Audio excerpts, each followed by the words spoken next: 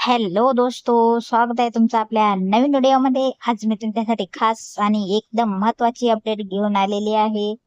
आज आहे 25 एप्रिल। गेल्या अनेक दिवसांपासून आपण मार्च महिन्याच्या 21व्या हप्त्याची वाट पाहत आहोत, पण आता खुद महिला व बाल विकास मंत्री आदितीताई तटकरे यांनी योजनेच्या निधीबद्दल आणि पुढील हप्त्यांबद्दल एक अतिशय महत्वाची पोस्ट शेअर केली आहे। मार्च आणि एप्रिल चे पैसे मिळणार का आणि नेमकी काय माहिती समोर आली आहे, सर्व काही आजच्या व्हिडिओमध्ये पाहूया। व्हिडिओला स्किप न करता शेवटपर्यंत पूर्ण पहा। व्हिडिओ आवडल्यास व्हिडिओला लाईक करा, चॅनलला सबस्क्राईब करायला विसरू नका।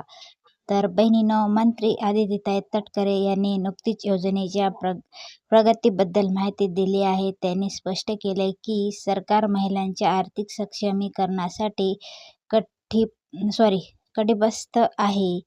तांत्रिक कारणामुळे किंवा नवीन आर्थिक वर्षामुळे निधी वितरणास जो विलंब झाला होता तो आता दूर झाला आहे।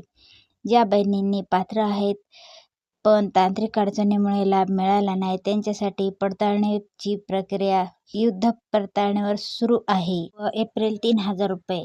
Good news. आता सर्वात मोठा प्रश्न, पैसे एकत्रित मिळणार का?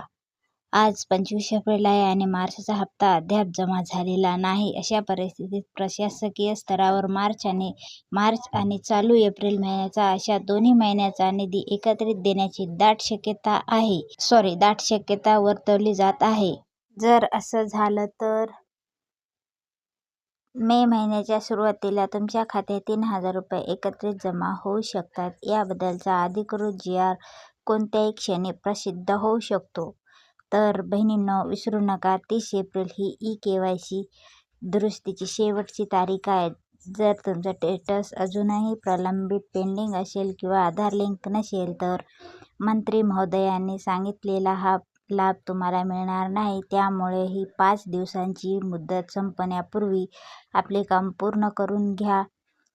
लाडक्या बहिणींनो, सरकारकडून जशी काही अधिकृत तारीख किंवा GR येईल तसा मी सर्वात आधी व्हिडिओ घेऊन येईल। तुम्हाला मंत्री महोदयांचा हा निर्णय कसा वाटला कमेंट्समध्ये नक्की सांगा। माहिती आवडली असेल तर व्हिडिओला लाईक करा आणि आपल्या चॅनलला सबस्क्राईब करायला विसरू नका। धन्यवाद। भेटूया पुढच्या व्हिडिओमध्ये।